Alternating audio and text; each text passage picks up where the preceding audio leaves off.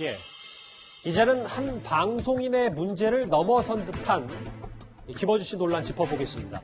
여러 언론을 통해서 본인의 고액 출연료가 집중 조명이 되자 오늘도 김어준 씨가 입을 열었는데요. 그러면서 시장 논리를 언급했습니다. 직접 한번 들어보겠습니다. 뉴스공장으로 버는 수익이 TBS 라디오 전체와 TV 전체 제작비를 합친 금액 정도 됩니다. 네. 자본 논리로는 문제가 없잖아요. 세금 논리로도 문제가 없지 않습니까? 오세훈 시장 당선됐으니까 없어지라는 거 아닙니까? 언론은 그 장단에 맞춰서 춤을 추는 거고 본인들 리더에 맞춰서 춤추세요. 어찌 보면 김어준 씨도 여러 언론의 논란에 바로바로 매일매일 맞대응을 하고 있거든요. 근데 소정석 국장님. 네. 뉴스공장 본인 라디오 프로그램을 버는 수익이 TBS 전체 제작비, 라디오 TV 전체 제작비 합친 금액 정도다.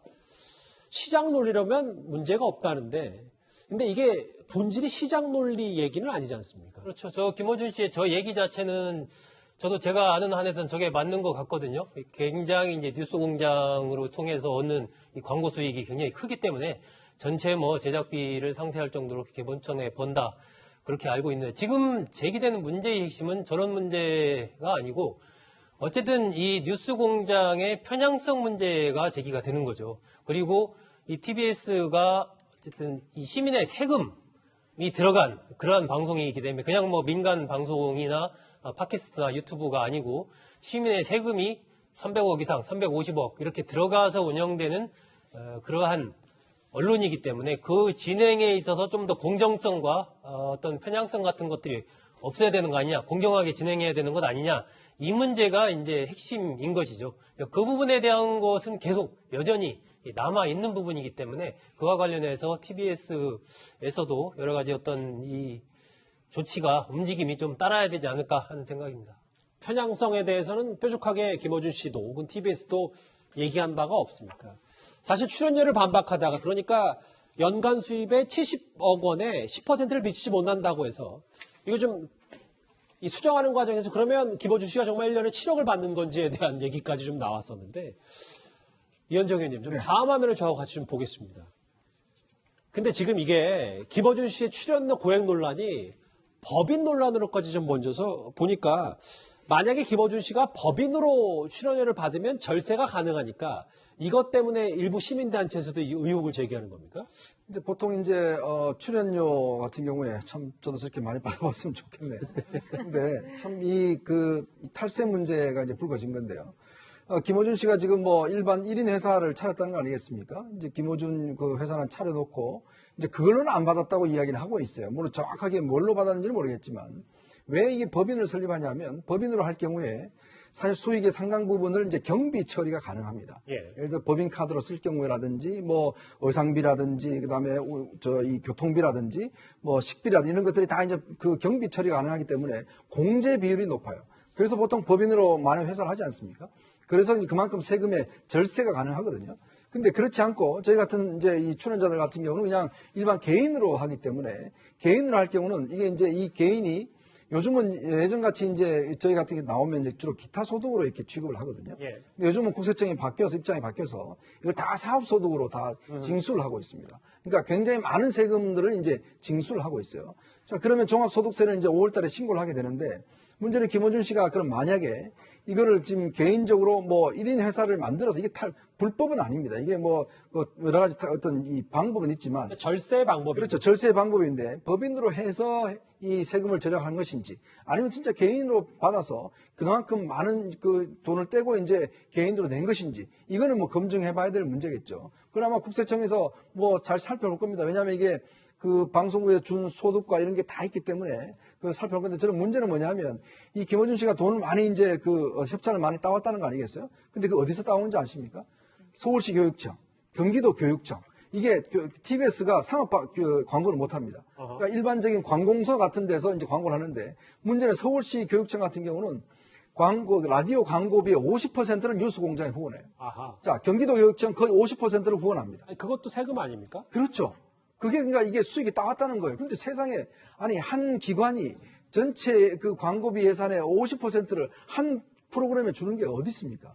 저는 이 부분도 앞으로 좀 규명해야 될 문제라고 생각이 듭니다. 그러니까 이현정 의원님 제가 추가로 한번 질문을 드리면 아까 본인이 광고 많이 따오고 예를 들어 TBS에서 모든 제작비의 거의 그 정도 수준의 뉴스공장에서 수익을 얻는다라는 게 시장 논리라고 했는데 그러면 서울시 교육청이나 일반 관공서에서 떼오는 만약에 광고가 있다면 따내는 광고가 있다면 이거는 시장 논리가 아니지 않습니까? 그러니까 눈 가리고 항하는 거죠. 이거 삼성이나 현대나 LG나 이런 데서 따오면 문제가 없어요. 근데 지금 김어준 씨가 하는 TBS 같은 경우는 상업 광고를 못하기 때문에 대부분 관공서에서 따오고 그 관공서나 공기업, 그럼 누굽니까? 거기에 봐, 여당 주신 지금 다 그분들 있잖아요. 다 그분들이 후원하는 거예요. 근데 그분들이 제 개인 돈으로 후원하겠어요? 다 국민 세금이에요. 결국은 똑같은 주문에서 나온다는 이야기죠. 그걸 지금 수익이 한다는 건데 지금 눈 가리고 앙하는 이야기입니다. 예. 지금 이게 이제 KBS 1 라디오와 구조가 비슷한 거죠. 그러니까 상업 광고 방송은 아예 제한이 돼 있고요. 공익 광고를 받거나 출연금을 받는 것밖에 없는데 이제 KBS는 그게 대신에 서울시에서 받는 게 아니라 뭐 시청료라든가 이런 구조인데요.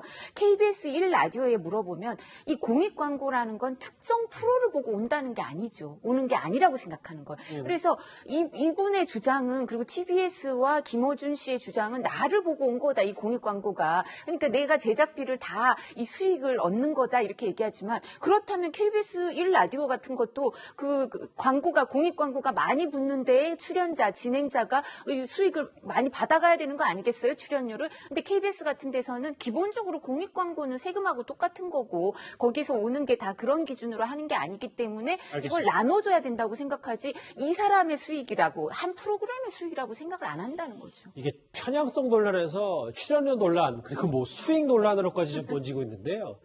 그리고 여전한 논란 하나가 있는 게 계약서를 쓰지 않는 게 방송가의 일반적인 관행이다라는 TBS의 해명입니다. 근데 과거 낙곰수 멤버였던 주진우 씨나 또 가수 이은미 씨도 뭐 이런 분들 10명 정도의 외부 진행자가 TBS와 구두 계약만 한 것으로 알려졌는데요. 화면 만나보겠습니다. 출연 계약서도 없어요. 다 구두로 한다고 하는데. 네, 그건 관행이고 어디나 다 마찬가지일 겁니다. 근데 이런 관행이란 얘기를 계속 하시는데요. 업계의 관행이면 다른 데가 그러면 TBS는 당연히 그래야 되는 건가요? 도대체 출연료를 그렇게 숨겨야 거기에 되는 드는 이유도 비용에 비해서 모르겠습니다. 실제로 저희 수익은 보시면 아시지 않습니까? 우리 전체 총 수입에서 기여하는 돈은 그 10배 이상이 됩니다, 사실은. 서울시 출연금이 훨씬 더 많아요.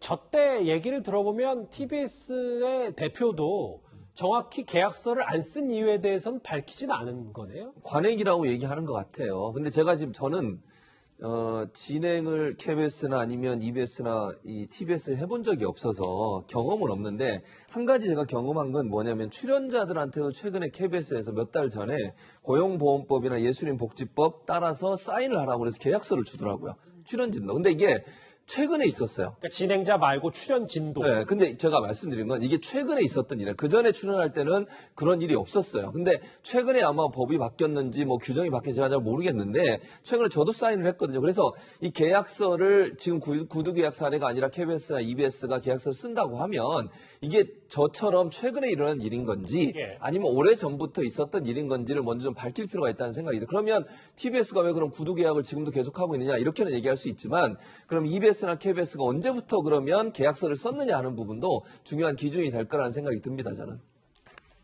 지금 고용보험법이 원래 개정이 돼서 지금 시행 때문에 지금 말씀하신 것처럼 이제 확대를 하고 있어요. 계약서를 확대하고 있으니까 지금 TBS의 문제는 고용계약서가 아예 없다는 거 아니에요. 없는지 안 썼는지 모르겠지만 못 내주겠다 이렇게 얘기를 하는 건데 지금 법의 기준에 의하려면 고용보험의 근거로 서면 계약이 있어야 되니까 지금이라도 써야 돼요. 다. 이은미 씨, 이런 사람들, 주진우 씨하고도 다 써서 제출해야 돼요. 그러니까 지금이라도 빨리 쓰세요. 글쎄, 계약서 논란, 글쎄, 고액 출연료 논란, 편향성 논란, 김어준 씨 방송 논란 쉽게 가라앉지는 않을 것 같습니다. 이 소식은 여기서 정리하겠습니다. 다음 주에 넘어가기 전에 지금까지 들어온 여러분들의 목소리를 만나보겠습니다. 첫 번째 댓글 볼까요? 국민에겐 재난지원금 쥐꼬리 주면서 김어준 씨에게 시민혈세 23억을 줬다고 라는 첫 번째 댓글입니다. 또 볼까요? 김어준 씨가 TBS를 먹여 살리는데 TBS는 김어준 씨의 급여를 더 올려줘라 라는 좀 다른 의견들 주신 분도 있고요. 국민의힘은 국민의 당과 먼저 합당하고 이어서 윤석열 전 총리를 끌어들여야 대선에 이긴다. 지금 합당 논의도 이뤄지고 얘기하고 있으니까요. 한번 지켜봐야 될 것 같죠? 김종인 전 비대위원장이 신당 만들어 윤석열 전 총장 영입한다. 설마 윤 전 총장이 뇌물 전과자와 손잡을까? 글쎄요. 요즘 최근에 일부 나왔던 얘기이기도 하죠. 예, 마지막 댓글 볼게요. 5천만 명, 한국 673명, 870만 명의 이스라엘 312명, 한국 실패, 이스라엘 성공은 가짜 뉴스다. 이 코로나 관련 말씀을 하셨는데 사실 어제 저희 방송 가운데 백신 50%를 맞은 영국의 경우 매일 6만 명의 확진자가 나온다는 출연자의 일부 발언이 있었는데 사실관계를 좀 확인해 보니까요. 영국은 최근 하루에 2,000명대 확진자가 발생하는 것으로 확인돼서 저희가 바로 잡겠습니다. 댓글 5개 그리고 코로나 관련 사실관계까지 하나하나 만나봤습니다. 다음 주제 이 뉴스가 남아 있습니다.